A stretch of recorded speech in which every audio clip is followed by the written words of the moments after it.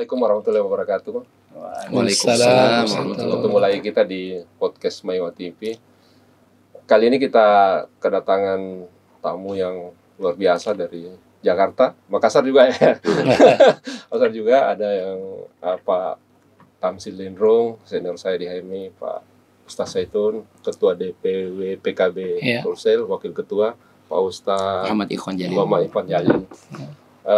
Kita membahas hal yang hangat 1-2 hari ini ya, tentang Anies Baswedan yang akan hadir di Makassar. Untuk pertama kali Pak Tamsil bisa dijelaskan persiapannya gimana? Alhamdulillah, seperti Anda saksikan, Ketua DPW PKB ada di samping saya, Ya. Pak Arsad Ashar. Nah, itu sebuah jaminan. Oh iya. betul. Ya, aman di sini. Amin. Ya, yang akan datang bukan hanya Mas Anies, Ya. tapi Gus Imin juga. Oh, Gus Imin. Jadi capres dan cawapres. Masya Allah. Dan kita akan lengkapi satu kegiatan di luar dari gerak jalan gembira ini. Kita betul-betul bergembira karena pada hari yang sama Gus Muhaimin akan ulang tahun di sini. Oh, pas tanggal 24 pas ya. tanggal 24. Makanya ketika saya sampaikan, dia bilang, wah itu lagi ada acara di Surabaya pas ulang tahun saya di sini. Ya udah nggak apa-apa. Di Makassar dulu pagi-pagi, pulang bisa langsung lanjut lagi di acara Surabaya. Kalau tidak ditahan oleh ketua DPW. Kalau ditahan lebih lama itu lain. Ya. Dia tanya, berapa orang yang akan ini ikut gerak jalan? Santai. Wah itu dari PKB sendiri Anda akan dijemput sebanyak 100.000. Iya. Itu belum yang lain.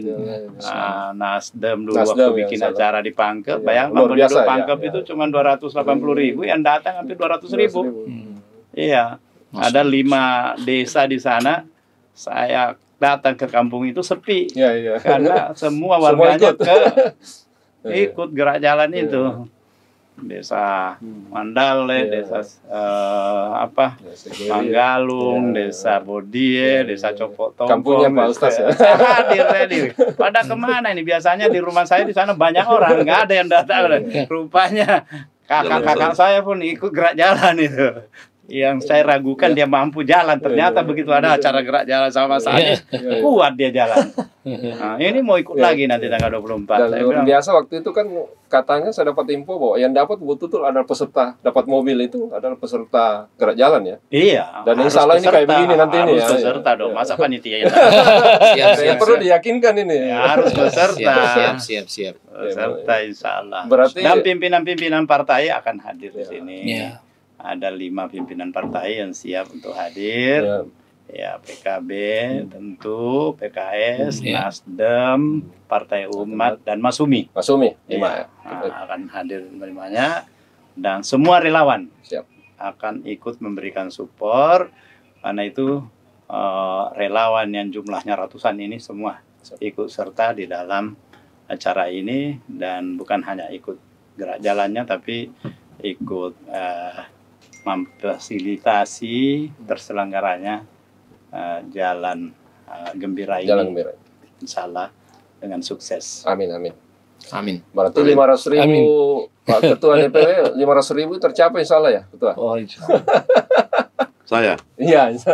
Oh iya, kalau lihat antusiasmenya teman-teman baik partai maupun relawan, saya sih optimis lebih dari itu malah kalau saya, karena saya lihat sosok Pak Anies ini kan di Sulawesi Selatan itu sangat berterima sebenarnya, apalagi sudah pasangan dengan Caimin. Tentu kami juga semua harus samikna wa ta'na, tegak lurus untuk bagaimana memaksimalkan jaringan-jaringan pesantrennya, jaringan pendamping desanya, pokoknya dengan seluruh jaringan-jaringan kita. Mudah-mudahan lah ini bukan hanya sekedar jalan santai, tapi ini betul-betul bisa menjadi bisa menjadi momentum mendorong perubahan. Saya kira kita juga memang sudah terlalu gerah lah dengan situasi yang ada. Itu fakta yang langsung gas ini. Dan simbol perubahan saya kira mudah-mudahan bisa menjadi jalan lah untuk semakin memperbaiki bangsa ini. Momentum konsolidasi. Momentum konsolidasi. Saya kira Pak Ustadz Zaitun ini mungkin bisa memperkuat ini. Insya Allah ini akan jadi lebih besar. Apalagi kemarin pertemuan 3 partai di kantornya PKS, saya kira itu memberi baru ya. Bisa diceritakan, Ustaz? Ya, di masyarakat saya kebetulan dari Ormas itu menyambut luar biasa ini. Ya. Jadi sejak awal Pak Anies cukup dekat dengan ormas-ormas ya. Nah, kemudian tambah lagi dengan Caimin. Wah, itu luar biasa ya, luar biasa di ormas, di masyarakat umum ya, di masjid-masjid, mushola, pesantren. Jadi di Sulsel ini saya yakin orang akan tumpah ruah dengan kunjungan Pak Anies dengan Caimin dalam acara Jalan Gembira ini. Ya, saya tentu sangat menyambut baik beliau sebagai sahabat sejak lama ya, alhamdulillah datang ke Makassar. Ya tentu saya seperti tuan rumah lah bersama beliau di sini untuk memberikan dukungan penuh terhadap hal tersebut, dan kita berharap hal ini berjalan dengan sebaik-baiknya.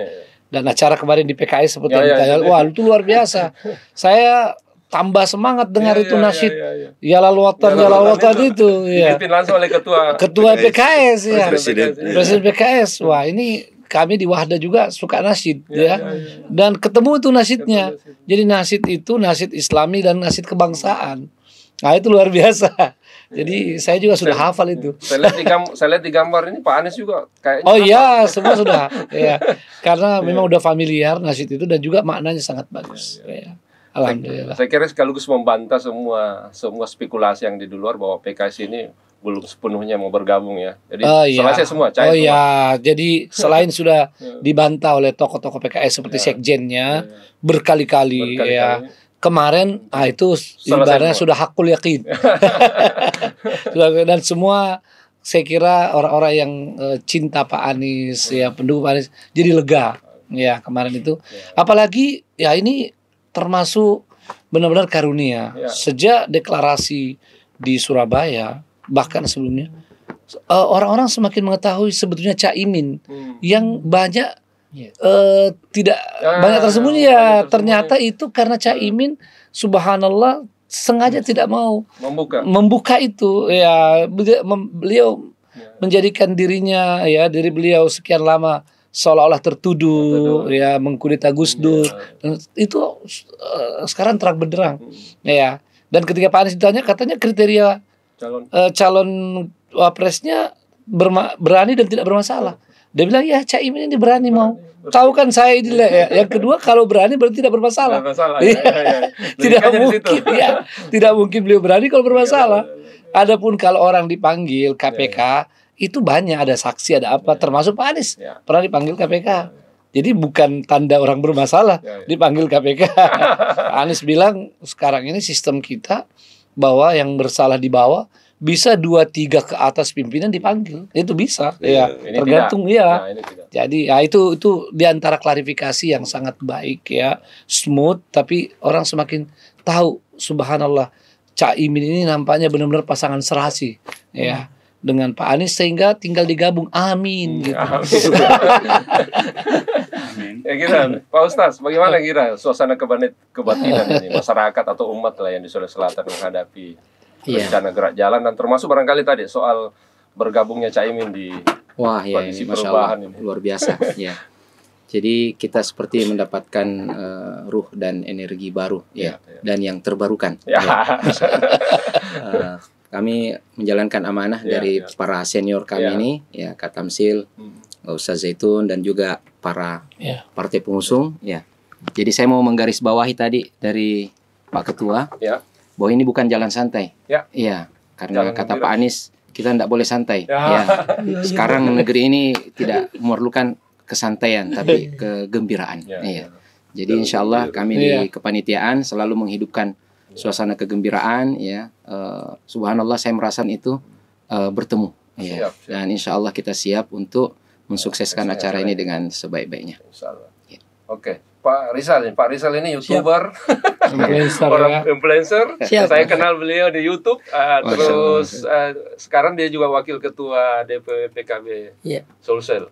Ini saya mau tanya dulu soal ini, setelah itu. Yang lebih penting dia juga caleg. Nah itu dia. Itu penting itu. Cuma dia ya nomor 1 Insya Allah. Ini berkah ini semua kita dapat. Amin ya Allah. Nah ini pertanyaan saya, bagaimana kita melapisi ini kan informasi ini kan banyak media. Sekarang dari segi media sosial, bagaimana kesiapannya Pak Rizal ini membackup acara kita supaya sukses? Iya, seperti yang disampaikan tadi Pak Ustadz Tamsil Lindrung dan Pak Ketua Pak Ustadz Saitun dan Ikhwan, bahwa di media sosial hari ini hampir semua yang trending itu tentang Anies Muhaimin. Saya membaca komentar karena kebetulan saya main di 3 platform di TikTok, Instagram dan di YouTube. Itu hampir semua beranda-beranda kita itu isinya semua itu potongan-potongan podcast dan sebagainya. Dan ada yang sangat menarik, Anies Muhaimin bukan hanya simbol perubahan, tapi simbol anak muda kebaruan. Sehingga inilah yang menjadi semangat buat saya secara pribadi. Akhirnya jauh lebih semangat. Saya berada di Partai NU, di PKB, tapi saya memang mengidolakan Anies. Jadi memang klub ini bareng. Insyaallah berkah. Amin. Sehingga insyaallah untuk di media sosial, karena sekarang era sudah berubah, makanya teman-teman semua mengambil informasi di situ. Alhamdulillah kemarin banyak yang DM, bahkan banyak yang komentar di Instagram saya, Ustadz. Dia bilang, Kak Rizal, awalnya Kak Rizal bergabung di PKB, saya masih agak ragu-ragu. Iya. Sekarang masuk. Setelah ada Anisnya, semakin yakin dan insya Allah akan bergabung dengan partai PKB. Kira-kira begitu. Jadi efek-efek itulah yang menjadi simbol kekuatan di pasangan Anies Muhaimin, terutama kami di anak-anak muda ini.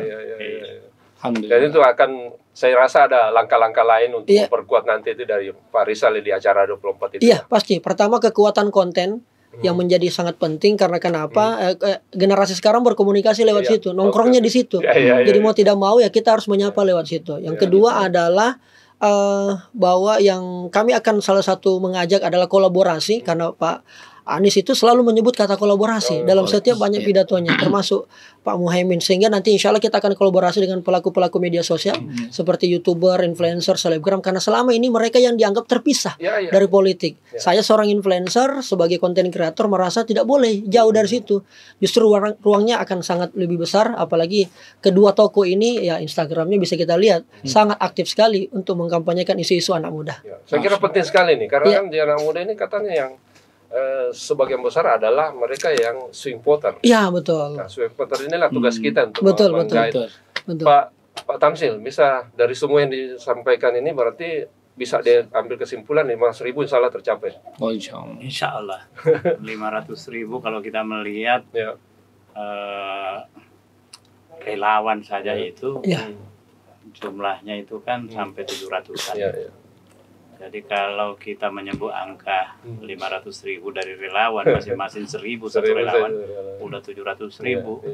Nah, saya sampaikan tadi yang dipangkep dulu Nasdem bikin acara itu satu kabupaten. Satu kabupaten kosong. Iya, bayangkan kalau sekian kabupaten ikut dari Sulsel ini, apalagi nanti Mas Anies itu lebih duluan datang ke sini dan langsung ke Palopo pada hari Jumat, khotbah Jumat di Palopo.